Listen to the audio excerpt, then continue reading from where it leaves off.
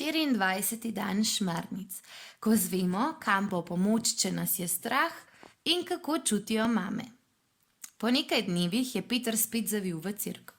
Z Jezusom sta se pogovarjala, kako pomembno je vedno ostati Božji otrok, da Bog rad odpušča, da pa nihče ni brez greha, razen Marije. Tudi Peter se je zdaj obrnil k nebeški materi in rekel: Pozdravljena, Marija. Glej ga, se je nasmehnila, saj si me pozdravil kakor angel, ki je prišel k meni z veselo novico. In ti si mu odgovorila: naj se zgodi, je prikimal deček. Tako je. In tako odgovarjam še danes vsakemu, ki se obrne name s svojo prošnjo. Naj se zgodi, je pritrdila Marija. A kakor me prosite, lahko tudi jaz le prosim Boga. On ima edini moč in oblast, da uslišuje prošnje. On edini v svoji neskončni in brezmejni modrosti ve, ali je prav, da prošnjo usliši ali ne. Bog ne da vedno tega, za kar prosimo, a vedno da to, kar v resnici potrebujemo. In jaz neprestano prosim za vas, naj se zgodi. Peter je stopil čisto pod oltar. Očka pravi, da ima tvoja priprošnja posebno moč. Upam, da res, se je zdaj Marija preko cerkvene ladje z materinskim nasmehom zazrla v svojega sina na križu. Veš, Peter, vsak dober otrok posluša svoje starše in vsak pameten otrok se bo po pomoč najprej zatekal k staršem, k očku in mamici. Res? Se je začutil deček. Seveda, je zagotovila Marija. Kar povej mi, Peter, se kaj bojiš teme? Da bi se bal teme? Kje neki? Se je junačil mali. Res ne? Ni odnehala Marija. Se nisi nikoli po noči zbudil in se zbal strašnih sanj in teme? No, morda včasih, ko sem bil manjši, je mali le priznal. In kaj si takrat storil? Splazil sem se v posteljo k mamici in se stisnil k njej, se je spominjal deček. In strašne sanje in strahovi in tema so kar izginili, kaj ne, je vedela Marija. Tako vidiš, se tudi vsi moji otroci zatikajo k meni v svojih stiskah in nadlogah.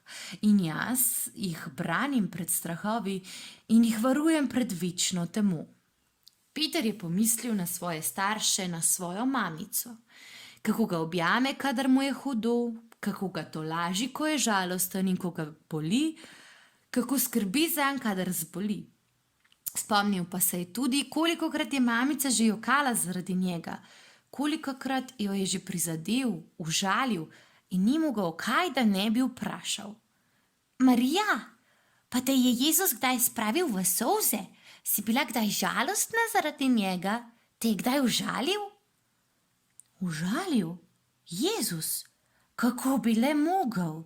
Se je zavzela Marija, kot se le mati lahko zavzame za svojega otroka. Žalostna pa sem seveda bila kdaj pa kdaj.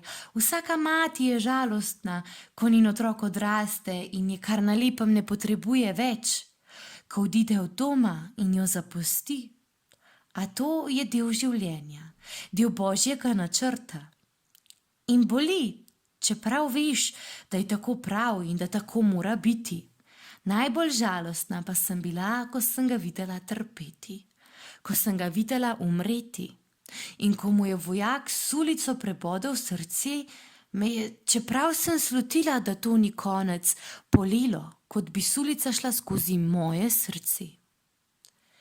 Deček je videl solze, ki so stekle Mariji po licu. A ni vedel, kaj naj reče, kaj naj stori. Počutil se je podobno kot takrat, ko je njegova mamica jokala, le da je takrat vedel, da se mora opravičiti, zdaj pa ni storil nič narobe. Zato je le molčal in čakal, da bo Marija nadaljevala, pa se je oglasil Jezus. O, mamica, nikoli ne boš prenehala biti mamica, kaj? Nikoli, sin, saj veš. Si je Marija brisala solze z obraza in nebeška milina je izpodrinila žalost iz oči. Saj si me ti sam izbral za svojo mater in ti sam si me tudi postavil za mater vsem ljudem, kako naj potem ne čutim kot mati? Božja mati in Božji sin sta se spogledala v neizrekljivi ljubezni. In Petru se je za hip zazdelo, kot da se je uspel most med oltarjem z zlatim tronom, kjer je stala Marija in križem, na katerem je visel njen otrok. Most med zemljo in nebom.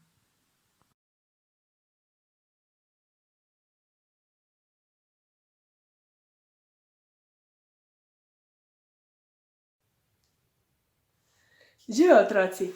Danes ste v zgodbi slišali, kako se je Peter pogovarjal z Marijo. Ja, Marija je res nekaj posebnega, a ravno zato ji je v letu posvečenih toliko posebnih dni. Naj jih povem samo nekaj. 1. januar, Marija, sveta Božja mati. 11. februar, Lurška mati Božja. 25. marec, Gospodovo oznanjenje, dan, ko Marija postane mama. 15. avgust, Marijino vnebovzetje. 8. september, Marijino rojstvo. 13. oktober, Fatimska mati Božja. 8. december, Marijino brezmadežno spočetje ali brezmadežna. In še mnogi drugi. No, ampak en praznik sem pa spustila. Danes je en tak posebni dan. Praznujemo namreč praznik Marije Pomagaj. In ker je en tak poseben dan, imam za vas tudi 2 težavnostna izziva. Danes vas čaka sestavljanka. Zakaj sestavljanka? Zato, ker se tudi delčki sestavljanke naših šmarnic lepo sestavljajo in dopolnjujejo in bomo kmalu lahko videli celo sliko. Vi pa lahko iz priloženih povezav ali pa iz teh QR kod izberete lažjo ali težjo sestavljanko.